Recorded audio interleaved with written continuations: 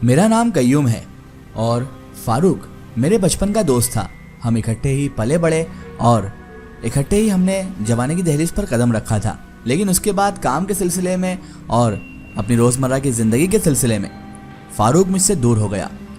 लेकिन कहते हैं ना कि ज़िंदगी को अगर किसी को हमसे मिलाना हो तो वो मिला ही देती है। उसी तरह फारूक और मैं बचपन के दोस्त तो थे, लेकिन अब बिछड़ चुके थे। लेकिन ज़िंदगी ने मुझे ऐसे मोड़ पर लाकर खड़ा कर दिया जहाँ से मैं फारूक को रूबरू हुआ। कुछ 2 साल पहले की हमारी बिछड़न हुई थी और उसके बाद जब आज मैं फारूक के पास मिला उसे, तो मैं ये देखकर हैरान रह गया कि मैं रावलपिंडी स्टेशन पर था और वहाँ पर मुझे फारूक दिखा। लेकिन उसकी हालत बिल्कुल बदली हुई थी। कोई कह नहीं सकता था कि ये वही डैशिंग और हैंडसम फारूक है जो हमारे कॉलेज टाइम में हमारे साथ रहकर लड़कियों पर जलवे बिखेर दिया करता था। आज उसकी हालत ये थी कि फटे पुराने कपड़े पहने हुए, बाल बिखरे हुए और फुटपाथ पर वो आराम से बैठा हुआ था। पहले तो मुझे बड़ी हैरानी हुई कि यार ये कौन है, फारूक ही है या कोई और है। लेकिन उसके बाद मैं बहुत गौर से देखने के बाद उसे पहचान गया कि ये तो मेरा दोस्त, मेरा लंगोटिया यार फारूक ही है। मैं उसके करीब गया और मैंने उसे पुकारा भी, यार फारूक क्या हाल है, यहाँ कैसे बैठा हुआ है और तुझे क्या हो गया है। लेकिन ताज्जुब की बात यह थी कि मेरे बचपन का दोस्त, मेरा ही साथ का फारूक आज मुझे ही नहीं पहचान रहा था। उसने मेरी बात पर कोई रिएक्ट भी नहीं दिया। ऐसा लग ही नहीं रहा था कि इसका नाम फारूक भी है, और ना ही ये वाला फारूक लग रहा था, क्योंकि इसने मेरी आवाज़ देने पर भी कोई रिएक्शन नहीं दिया कि ये फारूक है। बल्कि वो तो मुझे जबरन सी निगाहों से तकने लगा, यानी मुझे अजीबो गरीब नज़रों से देखने लगा। और ऐसा लग रहा था जैसे उसकी आंखों में वीरानी समाई हुई है। उसका चेहरे पे बिल्कुल वीरानी छाई हुई थी और ऐसा लग ही नहीं रहा था कि यही वो मेरा दोस्त खुशमिजाज फारूक है। और उसका चेहरा देखकर ऐसा ही लग रहा था कि ये आदमी तो बरसों से बीमार है और इसी हालत में घूम रहा है। मैंने उसको दिलासा देने के लिए और हमदर्दी देने के लिए उसके कंधे पर हाथ रखा और उसे कहा, यार फारूक क्या हुआ, क्या हाल है, और ये तूने अपने आप का क्या हाल बना रखा है मेरे भाई। मेरा इतना सा कहना था कि उसकी आंखों से आंसू अब टप टप उसकी गोद में गिरना शुरू हो चुके थे और वो मेरे सामने ही रोने लगा था। ये अजीबोगरीब हालत देखकर उसकी मैं भी हैरान और परेशान हो गया कि इसे अचानक से क्या हो गया।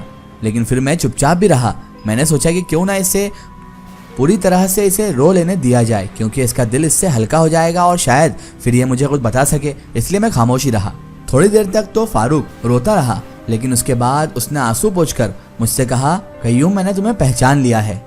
लेकिन मेरी हिम्मत ही नहीं हो रही थी यार कि मैं तुझसे इस हालो रस्म में इजहार करूं या तुझे इस हालो रस्म में पहचानूं। जो मेरा हाल है उसे देखकर लोग मुझे पहचानने से इनकार कर देते हैं, मेरे पास मिलने तक नहीं आते। लेकिन तू ही मेरा दोस्त है जो मुझसे मिलने आया। लेकिन मुझे अपने आप को देखकर शर्मिंदगी महसूस हो रही थी कि मैं तुझसे किस मुंह से मिलूं। उसके बाद वो बोला, बहरहाल छोड़ो मेरा तो हाल यही है, आजकल मैं ऐसे ही रह रहा हूँ। ये बताओ कय्यूम तुम्हारा क्या हाल है और तुम क्या कर रहे हो आजकल। मैंने उससे कहा, बातें बातें छोड़ कमबख्त, कम से कम गले तो लगा ले। सालों बाद तू मुझे मिला है और मेरा बचपन का दोस्त है, ऐसे कैसे तू रूखा सूखा मिल रहा है। अब मैं ये भूल चुका था कि वो एक फुटपाथ पर बैठा हुआ भिखारी टाइप आदमी है। मेरे को तो ये मालूम था कि ये मेरा जिगरी यार है और मेरा दोस्त है, और दोस्ती में ये सब देखा भी नहीं जाता, क्योंकि एक दोस्त दूसरे दोस्त के हर लम्हे में उसके साथ खड़ा रहता है, चाहे उसका बुरा वक्त हो या अच्छा। बहरहाल इन बातों में और मेरे दोस्त को देखकर मैं अपना काम तो भूल ही गया था कि मैं किस काम से यहाँ पर आया था। मेरे दिमाग में तो सिर्फ फारूक ही रश्क कर रहा था, फारूक ही गश्त कर रहा था कि इसका यह हाल कैसे हो गया। और मेरे दिल में अब एक ही सवाल था कि मैं जान सकूं कि फारूक की इस हालत का जिम्मेदार कौन है और फारूक की यह हालत कैसे हो गई है। इसी सवाल को जवाब ढूंढने के लिए मैं उसके पास बैठा रहा और मैं अपने काम को भी भूल गया जिस काम की वजह से मैं यहाँ पर आया था। उसके बाद मैंने फारूक को कहा, चल यार फारूक, कहीं चल के हम चाय पीते हैं और पुराने दिनों को याद करते हैं। मैं उसे चाय की होटल पर ले गया, चाय का ऑर्डर दिया और फिर हम दोनों दोस्त बैठे रहे। जब तक चाय ना आई हम दोनों दोस्त खामोश ही रहे थे, क्योंकि एक दूसरे से क्या बात करें हम दोनों को समझ में नहीं आ रहा था। चाय आने के बाद भी एक खामोशी बरकरार रही। जब मैंने देखा कि फारूक एक चाय की चुस्की लेकर और फिर जाने कहाँ पर खो जाता, यानी कि उसका मामूर था कि वो चाय की एक चुस्की लेता और उसके बाद पता नहीं कहाँ खो जाता। उसके बाद मैंने बड़ी हिम्मत करके अपने बचपन के दोस्त फारूक से, जो इस वक्त बड़ी बुरी हालत में था, उससे पूछ ही लिया कि भाई फारूक, ये क्या हाल बना रखा है तूने अपने आप का, तुझे हुआ क्या है और तेरी इस हालत का जिम्मेदार कौन है यार, सब खैर तो है ना मेरे भाई। उसने एक लंबा सा सांस लिया और सांस छोड़कर कहने लगा, यार तुम ये मत पूछो कय्यूम, क्योंकि मैं तो बर्बाद हो चुका हूँ मेरे दोस्त। मेरी भूल और मेरी बुरी करतूतों ने मुझे इस अंजाम को पहुंचा दिया है। जो तुम मुझे आज इस हालत में देख रहे हो, ये मेरी भूल और मेरी करतूतों का ही नतीजा है मेरे भाई। मुझे अब मेरे भाई एक पल के लिए भी चैन नहीं मिल रहा। खुशियां तो दूर, मुझे तो रात को नींद भी नहीं आती है। रात की नींद मुझसे कोसों दूर है। पता नहीं मुझे क्या हो गया है, हर वक्त बेचैनी रहती है, हर वक्त एक डर सा लगा रहता है। और खुशियां तो नामो निशान मिटा चुकी है मेरी जिंदगी से। अब सिर्फ गम ही गम है और मेरी ये अफसुर्दा हालत है। मेरे भाई कईयूम, मुझे समझ में नहीं आता कि मैं क्या करूं।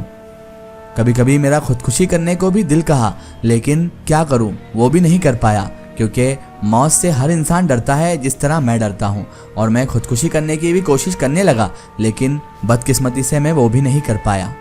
और ऐसा लगता है जैसे मौत भी शायद मुझसे नाराज है, क्योंकि इतना कोशिश करने के बाद भी मौत भी मुझे नहीं आ रही है। इसका मतलब मुझसे तो मौत भी नाराज है। तंग आ गया हूं मैं इस दुख भरी जिंदगी से यार, और मुझे अपने आप से पूरी तरह से नफरत हो चुकी है यार। तो मैंने उससे हिम्मत दिलाते हुए कहा, यार फारूक, अल्लाह ताला सब बेहतर करेगा। तुम मुझे ये तो बताओ कि तुम्हारी इस हालत का जिम्मेदार कौन है और यह हालत कैसे हुई? तुम इस हालत को कैसे पहुंच गए मेरे भाई? मैं तो तुम्हें जब से जानता हूँ, जब तुम्हारे ठाट बाट हुआ करते थे। तुम तो पूरे कॉलेज के क्रश हुआ करते थे। मेरी बात सुनकर उसने अपनी आंखें बंद कर ली। शायद वो अपने गुजरे हुए पल को याद कर रहा था और वक्त की कड़ियां मिला रहा था। चंद 7 बार उसने आंखें खोली और फिर मुझे देखने लगा और फिर सर झुका लिया, और उसके बाद वो अपनी दास्तान शुरू करने लगा। और अचानक उसने कहा कि आज रात तुम मेरे साथ ही रहो कयूम। मैं तुम्हारी अच्छी खासी खातिर तवज्जो तो नहीं कर सकता, लेकिन जो मुझसे बनेगा वो ज़रूर करूँगा। मैंने कहा, अरे यार, इन सब चीज़ों की कोई ज़रूरत नहीं। और उसके बाद मुझे फारूक अपने घर लेकर चला गया, और उसका घर देखकर मेरी सिट्टी पिट्टी घुम हो गई और मैं घबरा गया, क्योंकि वो घर क्या था, एक खंडर की तरह था जिसमें वीरानियां और खामोशियों के सिवा कुछ भी नजर नहीं आ रहा था। और उस घर से वहशत हर कोने से टपक रही थी। कमरे में एक तरफ एक टूटी हुई चारपाई पड़ी थी, उस पर एक मैली सी दरी भी पड़ी हुई थी, और उसके बाद एक कारपेट का पीस था जो कमरे के वस्फ में बिछा हुआ था। फारूक ने मोमबत्ती रोशन की, क्योंकि रात का अंधेरा फैल चुका था, और मोमबत्ती रोशन करने से ये बात भी जाहिर हो चुकी थी, वाज़ेह हो चुकी थी कि उस घर में लाइट्स भी नहीं थी। और चलते हुए मैंने 2 अदद बर्गर ले लिए थे जिससे गुजारा हो जाएगा। उसके बाद फारूक अंदर गया और उसने अपने एटिकेट्स और अपनी व्यवहार नहीं भूला। वो खुद कारपेट पर बैठ गया और मुझसे कहने लगा, यार तुम चारपाई पर बैठ जाओ कयूम, तुम्हारे कपड़े गंदे हो जाएंगे। तो मैंने कहा, नहीं नहीं मेरे भाई, तू मेरा यार है यार, मेरा भाई है, अपन दोनों इकट्ठे ही बैठेंगे। और उसके बाद मैं उसके साथ कारपेट पर ही बैठ गया। चंद मिनट तक तो हम इधर उधर की बातें करते रहे। उसके बाद हम दोनों ने बर्गर खाया, पानी पिया, और फिर मैंने फारूक से मुखातिब होकर कहा, मेरे भाई अब तुम तफसील से बताओ कि तुम्हारे साथ हुआ क्या है। उसके बाद फारूक ने अपनी कहानी कुछ यूं बयान की। वो मुझसे कहने लगा कि भाई, ये सब एक जिनजादी का किया कराया है और मेरी भूल और मेरी बुरी करतूतों का नतीजा है। जैसे ही मैंने जिनजादी का नाम सुना तो मेरे दिल में अचानक से वहशत और खौफ तारी हो गया। मैं सोचने लगा, ये क्या बक रहा है, कहीं ये पागल वागल तो नहीं हो गया। तो मैंने उससे कहा, फारूक भाई, तुम क्या बात कर रहे हो, मेरे कुछ समझ में नहीं आ रहा। तो फारूक कहने लगा, मेरे भाई कयूम, मुझे पता था, मेरी बात पर हर कोई यकीन नहीं कर पाता, लेकिन ये एक मेरी ज़िंदगी की हकीकत है कि ये सब कुछ उस कब्रिस्तान की जिनजादी का ही किया हुआ है। अब मेरे दिमाग में एक ही थॉट आ रहा था कि या तो फारूक पागल हो चुका है या फिर ये सचमुच एक हकीकत बयान कर रहा है।